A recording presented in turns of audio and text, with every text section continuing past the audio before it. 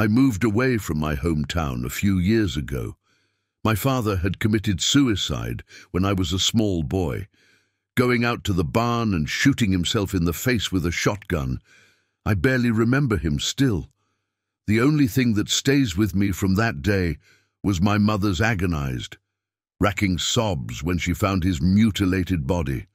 Sometimes, during nightmares late at night, I still hear those same screams, repeating over and over like a skipping record.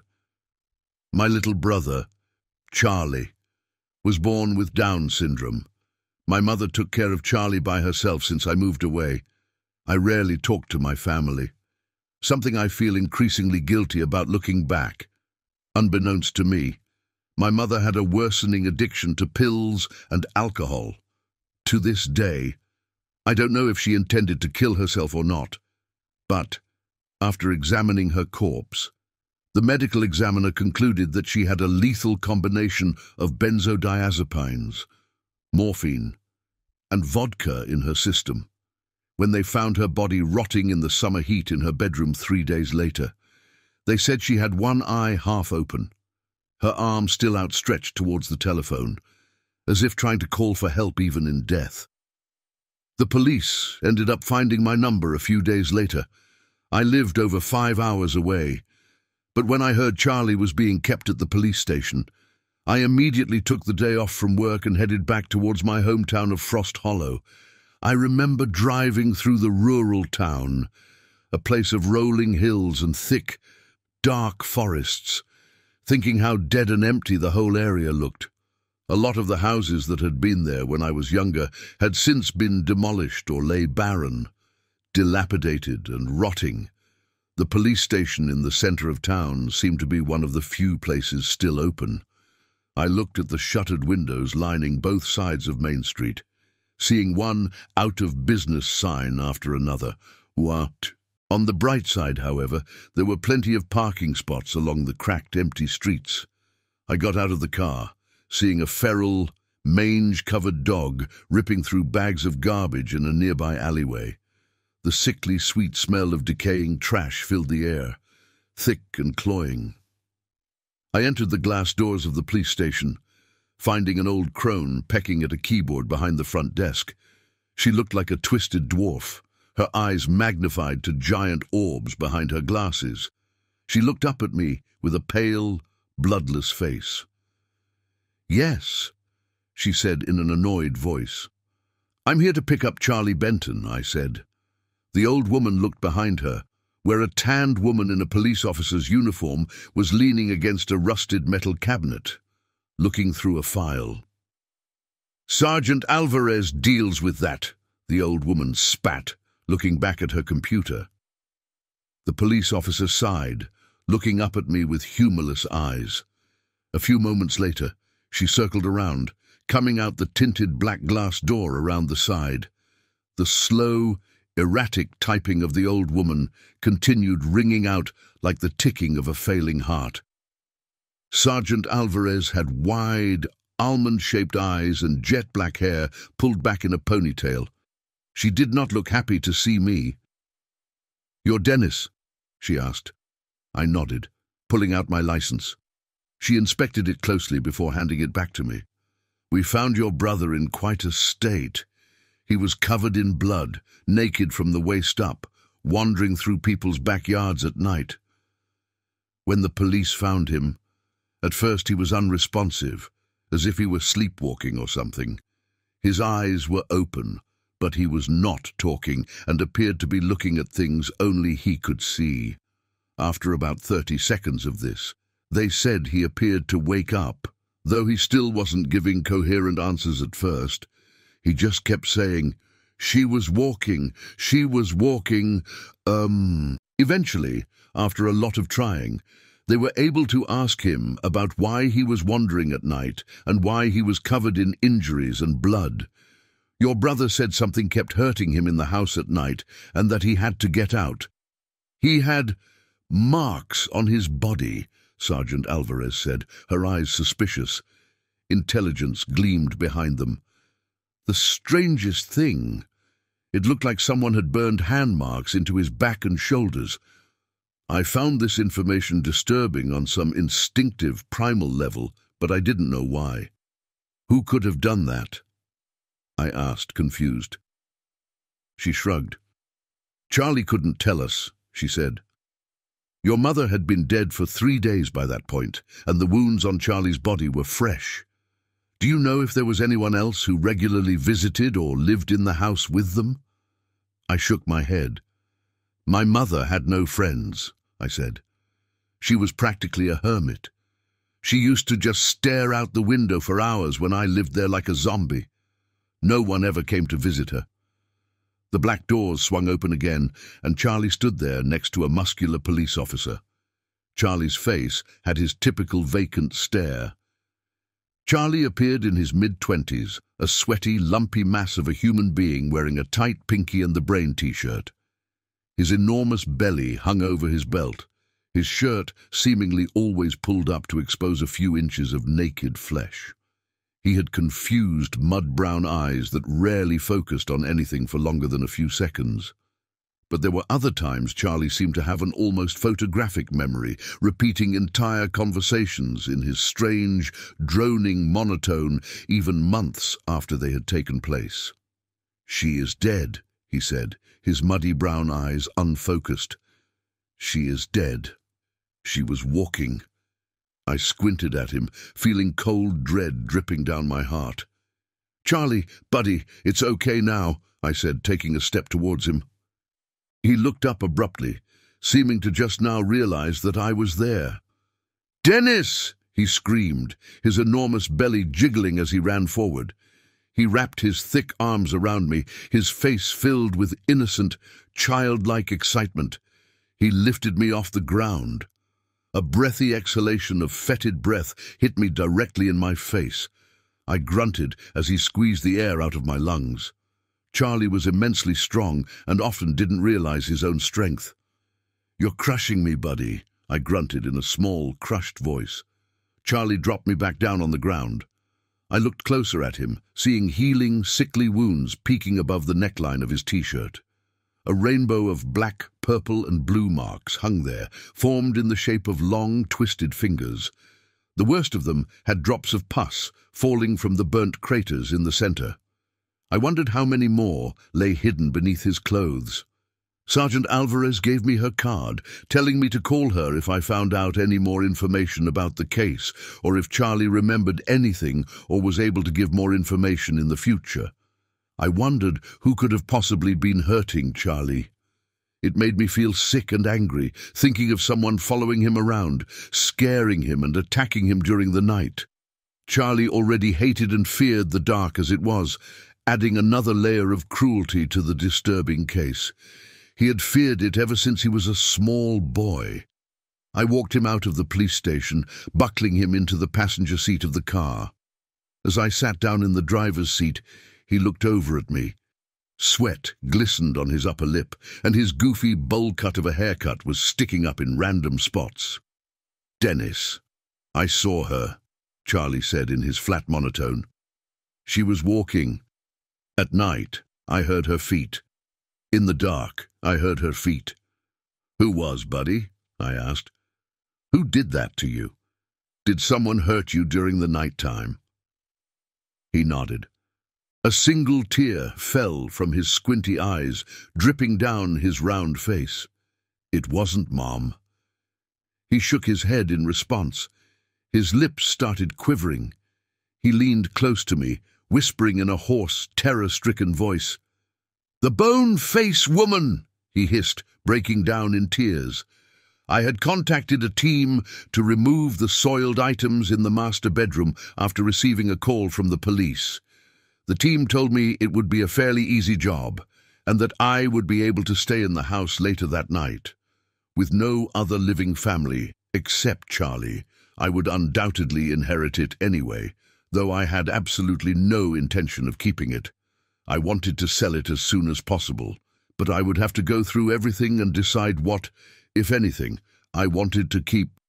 All of Charlie's stuff was also still in the house, which I knew we would need to go through and package regardless. It was a Friday, and I had the weekend off work. My plan was to finish moving everything out of my mother's house that weekend. Charlie and I pulled into the sprawling property that night, turning onto the flat dirt driveway towards the old colonial. Sharp stones crunched rhythmically under the tires. I took in the sight, the large windows and wraparound porch of the dark purple house.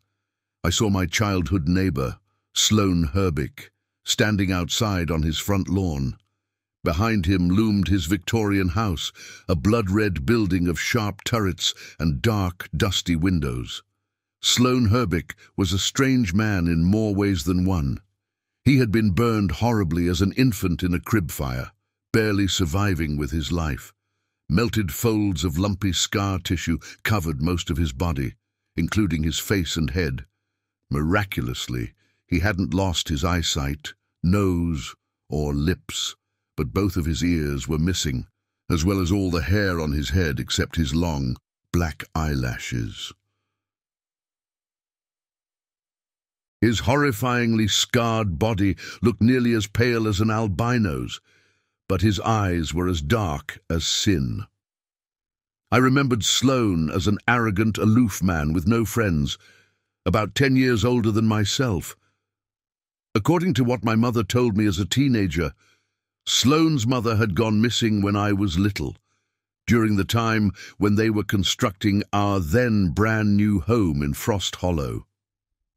By now, I thought, he must be at least 40, though the keloid scars and mutilated ridges of flesh running over his entire body made it impossible to tell. As I got out of the car, I gave a neighborly wave, but Sloane ignored me. He stared fervently down at the hole, slamming the sharp tip of the shovel into the earth over and over again at a frenetic pace. I walked by Charlie's side up the rickety wooden steps to the front porch, pulling the spare house key out of my pocket from so many years ago. With trembling fingers, I slid the key into the lock, finding that my keys still worked, as I knew they would. The door opened onto a dark, sinister hallway. A nauseating odor emanated from the house, blowing out the front door like the rancid breath of some primordial monster. It was the smell of rotting bodies, clotted blood, and infection. It left a slightly sweet aftertaste. Gagging, I flipped on the light switch. I took a step forward, but Charlie didn't follow. He stared up at me with an unusual intensity, taking his huge round arms and crossing them over his chest. The front of his dirt-caked sneakers came up the perimeter of the threshold, but he refused to go any further. He just shook his greasy, sweat-covered face. "Come on, buddy," I said encouragingly, giving him a wide smile. "What's wrong?" He pointed behind me, down the hallway. I instantly looked over my shoulder, my heart leaping up like a jackrabbit. Having watched far too many horror movies, I expected to see some blood-streaked hag standing there with a face like a skull and an ear-to-ear grin, but the hallway lay empty. "She's still here," Charlie said slowly, his eyes giant glassy orbs of terror. "She is dead. Mom's not here, buddy," I answered, ambling back toward him and taking one of his enormous hands in mine. I could feel the width of it, the smooth flatness of his palms except for one thick ridge. "Mom's at the funeral home. We're going to see her Sunday, remember?" Charlie shook his head again, his hair flying everywhere. "This place is bad," he said. "We've got to stay here for the weekend, Charlie," I responded, feeling a rising sense of irritation. "I already explained it all to you. The house is fine. They took the dead body out already, so what's the problem? You'll be with me the whole time." "It will be bad," Charlie said, sweating heavily. "It won't be scary, buddy. I promise." Looking back, it is hard to imagine any more untrue words than those. Much of the stuff from my mother's room had been taken out by the cleaning team. They told me that some of her fluids had burst from her body, staining the mattress and bed frame with their black rot. Luckily, not much had gotten on the floor, but a small puddle had dripped down. The guest bedroom was directly underneath my mother's room, just a small, square room on the first floor with a bed, a dresser, and a television. I kept the bedside lamp on all night. On the ceiling of the room, there was a Rorschach ink blot of dead, rotted fluids that still needed to be cleaned up. It was about the size of a basketball and looked like an eye. It had a dark, circular spot in the center, followed by thin, black tendrils that cracked their way towards the oval perimeter of the stain. Charlie crawled into bed next to me, putting a heavy, hot hand on my shoulder before falling asleep almost instantly. But I couldn't sleep. After what felt like an eternity, I looked over at the red lights of the alarm clock, seeing it was 3:32 a.m. I swore under my breath, sensing that my insomnia would not leave me alone this weekend in this place of horrors. At exactly 3:33, a jarring mechanical shrieking started outside. I jumped up in bed. Charlie awoke instantly. He sat up so fast that he smacked his head on the wall with a dull bonk. "What the fuck is that noise?" I hissed, jumping out of bed. I looked up at the stain as I went, giving it a distrustful glance backwards. The mechanical caterwauling seemed to be growing louder as I made my way toward the front of the house. I went to the front window, seeing Sloane Herbick running a wood chipper next to his totally dark house. I could just barely make out his dull silhouette, hearing the din of the constant grinding. Charlie gave an incomprehensible scream in the guest bedroom. I heard his heavy footsteps running toward me. His face was red and flushed, his pupils dilated and frantic. "The eye moved," he said, his voice having more emotion than I had heard in it in a long time. I blinked, the fog of sleep still clouding my mind. "You mean the stain?" I asked, finally figuring out what he was talking about. "The stain on the ceiling?" He nodded ferociously, bobbing his head up and down quickly. Eventually I ended up talking Charlie down and getting him back to bed. The stain was still in the same spot as far as I could tell. Around 4 a.m., the sound of the wood chipper finally died. In the eerie silence of the dark house, I fell into a nightmarish fever dream, where I saw women bound with chains in a basement, surrounding a mannequin wearing a suit made of human skin. The next morning, I went over to Sloane's house and knocked until he answered.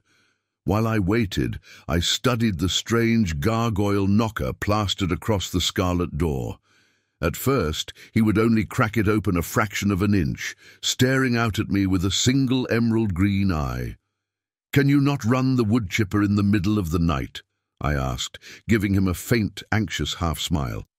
"It's keeping me and Charlie from sleeping. I mean, you had the thing going at 3 a.m. last night." A few heartbeats later, the front door flew open. Sloane took a step towards me until his scarred, alien face stood only inches from mine. "It's because of my skin, isn't it?" he asked in a hoarse, low voice. He spoke in a strange cadence, mumbling the words in dissonant rhythms.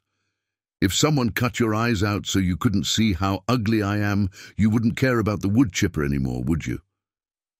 I took a step back, the smile peeling off my face. I reached for the canister of police mace in my pocket, gripping it firmly and putting my hand on the trigger. "Sloane, that has nothing to do with that," I answered coldly, narrowing my eyes at him. "Don't act like a goddamn psycho. Look, if you keep that shit up, I'll call the cops. Don't fucking do it again." I had no patience for nutjobs like him. He always gave me the creeps. As a kid, someone had gone around pouring bleach into the eyes of people's cats and dogs, blinding them and leading to some getting euthanized. I always suspected Sloane of doing it, though he never got caught. My brother and I spent the rest of that day packing up anything we wanted to take with us, putting it in boxes and labeling it. Charlie didn't have a lot of possessions, and Mum didn't exactly have a lot of valuable items in her house, so it was fairly quick going. I figured I would either end up selling or donating most of the crap left behind in the end. Before I knew it, the sun had started setting again. The darkness of a moonless sky descended on Frost Hollow like a guillotine blade. My brother and I kept working, mostly in silence, though Charlie would come over and show me random objects he had recently acquired. "Rick," Charlie said, proudly holding up a plush doll of Rick from Rick and Morty. A trickle of fake drool dripped from Rick's mouth, and a trickle of real one from Charlie's. I laughed, ruffling his hair as if he were a toddler. "That's right," I answered excitedly. "That's Rick. You like Rick, buddy? You like how he just does whatever he wants whenever he feels like?" Charlie nodded excitedly at that. After a couple more hours of sorting, I decided to go to bed. I wanted to leave as early as possible on Sunday morning after the funeral, which was the next day. Charlie followed me like a puppy, his normally unfocused eyes flitting from one side to the other with a kind of intensity I had rarely seen there before. He constantly scanned the shadows, as if looking for something. We kept all the lights in the surrounding rooms and the guest bedroom on. As I lay there, about to fall asleep, I glanced over at Charlie and saw him staring straight up at the stain with wide, watery eyes. I don't know how long it was later when I awoke suddenly in the pitch black. I blinked quickly, confused, and then I heard it, the noise that had caused me to sit up in bed, right over me. I heard something gurgling and hissing in rhythmic breaths. It sounded as if whatever it was had lungs filled with blood and dirt. The terror I felt at that moment was incomprehensible. But it grew much worse when two burning skeletal hands reached down and grabbed me. They covered my right arm in an iron grip, the thin, blade-like fingers feeling inhumanly long. I could feel my skin burning and melting. I screamed, kicking out with my legs and trying to pull away. I brought my left hand up, grabbing blindly for the thing's face.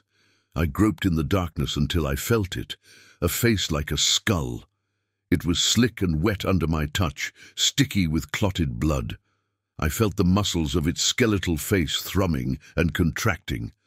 The thing had no skin. I repressed an urge to scream, instead reaching for its eyes, even as its burning hands continued yanking at my arm, trying to pull me off the bed. I felt a nose that was just a ragged hole of destroyed flesh, felt the fetid breath passing softly through those mutilated patches. I reached up into its eyes, but there were no eyes there, just two empty sockets. I reached inside and felt the skittering of insect larvae under my fingers. At the back of the empty socket, my fingers groped thin strands like fleshy wires that had been severed. With all of my strength, I stuck my finger deep down into that warm, twisting socket, stabbing my fingernails into the optic nerves and vessels at the back and ripping. The hands on my arm instantly released. I felt some of the melted skin go with them, heard the tearing of my flesh as warm blood instantly dripped from the wounds. Hyperventilating, my breath hissing with pain, I fumbled in my pocket for my lighter. I brought it up, flicking it. I caught a glimpse of the thing my brother called the bone-face woman, her naked skeletal body running out of the room with a sickly gurgling of her diseased lungs. Overhead, the stain had turned into a real eye, a fleshy black thing that flitted over the arm with a dilated pupil. It emanated insanity, its stare glassy and inhuman. Charlie lay on the floor, his eyes open but unseeing. My breath caught in my throat, the burning agony in my arm temporarily forgotten. I ran toward my brother, kneeling down over his limp body and shaking him. I saw fresh burn marks in the shape of a hand on his face, covering his forehead and temples. The cracked, broken flesh dribbled pus and blood like thick, clotted tears down his cheeks. When he didn't respond, I shook him again, grabbing him by the chin and forcing his eyes to meet mine. I saw him blink. He inhaled like a drowning man, grabbing my hand tightly and shaking his head from side to side. "She was here," he whispered. "She is dead, Dennis. She lives in the dirt." "We need to get out of here and never come back," I said, trying to pull Charlie up. He was far too heavy. "Can you get up, buddy? Come on, we'll leave now." With great difficulty, Charlie pulled himself up. His eyes started watering as the weeping burn marks continuously dripped a rainbow of clotted fluids. I took out my phone, trying to call for help, but nothing was working in the house anymore. The electricity had gone off, which was why the lights had all gone out. But that wouldn't explain why my fully charged cell phone had gone black as well. Charlie and I stumbled outside. I put him in the passenger's seat of the car, deciding to get the hell out of there and never come back. But when I tried to turn the starter, the car didn't make a sound. The engine didn't even make an attempt to turn over. "It's her," Charlie whispered, his face a mask of terror and pain in the darkness. "The bone-faced woman wants us to stay." "Well, she can go fuck herself," I spat, anger and fear mixing in a toxic sludge in my blood. I watched the house closely, seeing the curtains at the front moving. I caught an occasional glimpse of that abomination peeking out at us, with her empty eye sockets and skinned face. I looked at Sloane's house, realizing I could call for help from there. He was the only neighbor within a half-mile radius. "Charlie, the car's not working, and I need to call for help. I'm going to go across the street and use Sloane's phone to call the cops. I want you to lock yourself in the car. Don't open the door for anyone except me or the cops. You got that?" I asked, keeping a constant watch on the house, expecting the bone-faced woman to slink out after us at any moment. "She is dead," Charlie said robotically. "She is walking. She will not let us leave." After I had made sure Charlie had locked himself in the car, I sprinted over to Sloane's dark Victorian house. I ran up the porch steps, ready to start knocking frantically on the door. But as soon as I touched it, it creaked slowly open, showing a dimly lit kitchen. A single oven light was turned on. I looked around in disgust. The place was filthy. Mold-covered pots and pans covered the stovetop. Drying crusts of filth covered a mountain of dishes emerging from the sink. Maggots and other insects feasted like kings here. The white reflections of glittering rat and mouse eyes peeked out at me from the corners of the room. "Sloane?" I called, not wanting to be too loud, even though I wouldn't have admitted it to him. I was, quite honestly, terrified of Sloane Herbick. There was something off about that man. I left the kitchen, moving to the living room. There was only a single nightlight in here. All around me loomed naked human skins nailed to the wall. They rose in 2 rows, the bottom row offset from the top by a few feet, so that more of the space could be used. I crept closer with wide eyes, realizing that the vast majority were just latex or silicone. Not all of them, however. Stuck randomly among the fake hanging skins were some that looked different. These looked thicker and had soft ridges running over their surface. I even saw signs of belly buttons, tattoos and nipples on these leathery skins. At that moment I knew without a doubt that they were human. Many looked ancient and cracked, the leather falling apart at the shoulders or waist. There was a couch covered in what looked like gore in the center of the room, facing a television and DVD player. On a small wooden table next to it lay a phone and a blood-encrusted meat cleaver. Shaking with excitement and fear, I crept closer to them, immediately grabbing the weapon. I took Sergeant Alvarez's card from my pocket, calling it. She answered on the second ring, sounding tired. "Hello?" she said. "Sergeant Alvarez speaking." "This is Dennis Benton," I whispered furtively. "I need help immediately. Send an ambulance and police to my mother's house at 332 Angel Trace Road. Something's happened. Where are you right now? She asked. I'm at my neighbor's across the street, but there's like body parts everywhere. I think he might be a serial killer. I don't know what the fuck's going on here, but please, hurry. I gently put the phone back down on the cradle, hearing a floorboard creak behind me. Sloane Herbick stood there, his dark eyes blazing. He pointed a pistol straight at my head. Looking down, the barrel felt like looking into eternity. He was wearing a suit made of what looked like pale, white human skin. It covered him from head to foot, hugging his body with precision. All of the thread and sewing marks were expertly hidden. It almost made him look like some strange alien nudist, wearing a suit of white leather. At his feet, he had an open canister of gasoline. With practiced ease, he kicked it over, letting the pungent liquid spill out onto the floor all around me. "Hey, man, you don't have to do this," I said, trying to act calm but quivering inside. I expected him to pull the trigger at any second, and then it would be lights out forever. "I've already started," he said, grinning and pointing out the window. I saw my house burning across the street. I felt the blood drain from my face as I thought about Charlie, sitting there in the car with his childlike innocence. I hoped he would know to get out in time. "Why are you doing this?" I asked, horrified. "I never did anything to you." "Everyone who looked at me did something to me," he spat. "They hated me because I'm ugly and burned. But now I have a new skin, so people can't hate me anymore. I made it myself. And this face." He pointed at the dried human skin wrapping around his head. "This is my mother's. She was one of my first, but she never truly left, you see. She told me, 'Take it. This is my body, given to you. Take my skin, take my face and my hair, and from it, make yourself a new body. Make yourself a thing of beauty, as soft and pale as winter moonlight.' After I killed her, I buried her under the dirt in your house, back when it was being built. I knew they would pour the foundation the next day.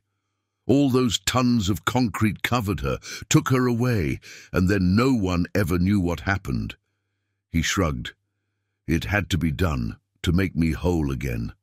No mother could see her own son become a twisted, ugly thing after all. The rest of the skin mostly came from prostitutes. I find female skin is much softer, more malleable, and easier to work with. They also take better care of their skin than men." He laughed softly at this. "Okay, so you've already finished your suit," I said, sweating heavily. "So, let me go. I have nothing to do with this." He smiled an insane rictus grin behind his leathery mask. "I only need one more piece, and that is the soles of the feet," he answered in his cold, psychopathic way. "I'll get those from you. Goodbye, Dennis. It was nice seeing you again." At that moment, Charlie stumbled into the room, his movements loud and ungraceful. Sloane turned, surprised. A heartbeat later, Charlie slammed his heavy body against Sloane's back, sending him flying. The pistol went off, the bullet missing me by inches. I heard it whiz over the top of my head and smash into the ceiling above me. Cold dread worked its way down my spine as I realized I had just missed death by inches. Sloane landed on his stomach at Charlie's feet. Screaming, Sloane put his left hand up, revealing a Zippo lighter there. He flicked it, throwing it at the pile of gasoline. I backpedaled quickly, trying to go around the blazing ball of fire and get to Sloane. "Get the gun!" I screamed at Charlie. Charlie looked down at Sloane with slow comprehension dawning in his face. He took one massive sneaker and stomped down on Sloane's right hand with the pistol in it. I heard the bone crack like twigs snapping. Sloane shrieked, trying to pull away, but Charlie continued leaning down on his arm, preventing him from moving it. The fire was creeping at an incredible rate, rising up the walls and across the ceiling. Thick, black smoke filled the room, suffocating us. I ran at Charlie, my eyes watering. I realized I was still holding the meat cleaver in one hand. I looked down at Sloane in his suit of human skin, still trying to raise the gun with his broken arm. I wanted to finish this quickly. I brought the knife down into the back of his neck, hearing the bone crack. There was a wet thud and a bubbling of blood as the meat cleaver bit deeply into his spine.